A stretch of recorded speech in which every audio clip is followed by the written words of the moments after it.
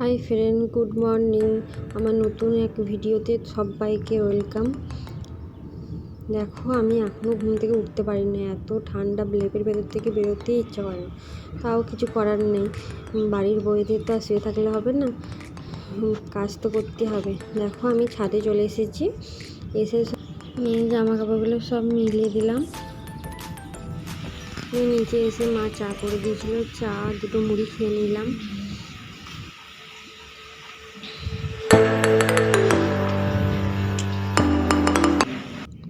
মা বললো যে রুটি আছে, কালকে রাতে রুটি বেঁচে গিয়েছিলো।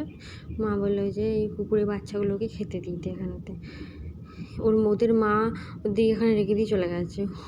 আমার শাশুড়ি মাকে দেখলেই ছুটে ছুটে চলে আসে খাবে বলে। খেতে দেয় না প্রত্যেকটা দিন, সেই জন্য ছুটে ছুটে চলে আসে। কুকুরের বাচ্চাগুলো খুব কিউট। আমি ভাবলাম যে তোমার দিকে সব আমাদের বাড়ির চারপাশটা একটু ঘুরিয়ে দেখায়, কী কী গাছপালা আছে আমাদের। দেখো, কুকুরটা তাও পেছু পেছু চলে আসে শুধু। এখানে একটা পেয়ারা গাছ আছে। পেয়ারা গাছটা 12 মাসেই হয় পেয়ারা, ভালোই পেয়ারা হয়।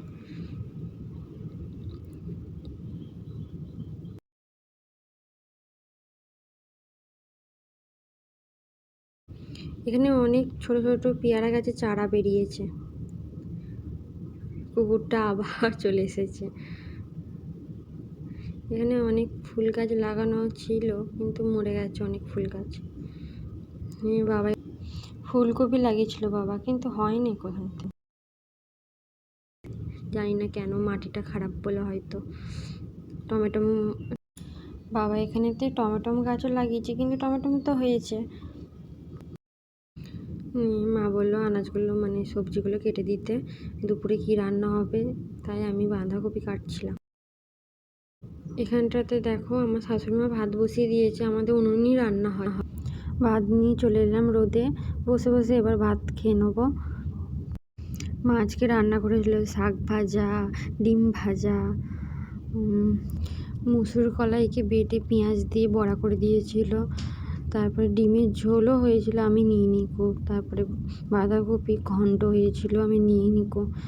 এই দিয়ে আমি ভাত খেতে থাকি। তোমাদের যদি আমার এই দৈনন্দিন জীবনযাত্রা ভালো লেগে থাকে, তোমাদের কাছে আমি এটাই তুলে ধরি, যদি ভালো লেগে থাকে তাহলে তোমরা লাইক, কমেন্ট, শেয়ার, একটু সাবস্ক্রাইব করে দিও প্লিজ।